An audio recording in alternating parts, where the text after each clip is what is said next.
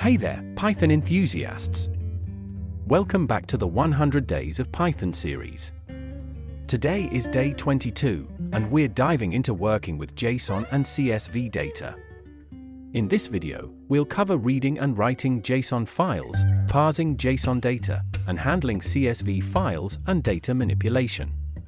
Ready to boost your data handling skills? Let's get started. Let's start with JSON, which stands for JavaScript Object Notation. It's a lightweight data interchange format that is easy for humans to read and write, and easy for machines to parse and generate. Here's an example of reading a JSON file. In this example, we use the JSON.load function to read data from a JSON file and print it. Now, let's write some data to a JSON file. In this example, we use the JSON.dump function to write data to a JSON file with an indentation of 4 spaces for readability. Next, let's talk about parsing JSON data. Parsing is the process of converting a JSON string into a Python dictionary. Here's an example of parsing JSON data from a string. In this example, we use the JSON.loads function to parse a JSON string into a Python dictionary.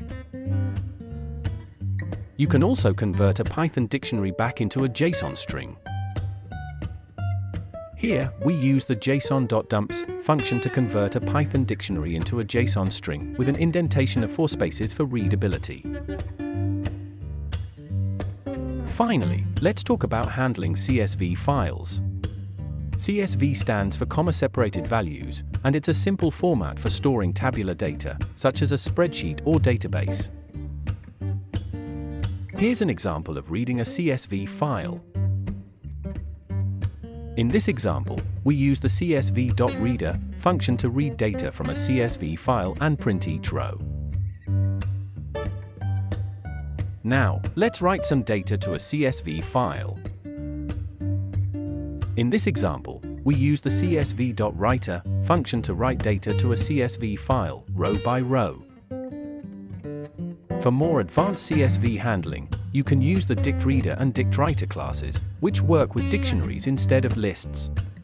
In this example, dictReader reads each row as a dictionary, and dictWriter writes dictionaries to a CSV file with specified field names.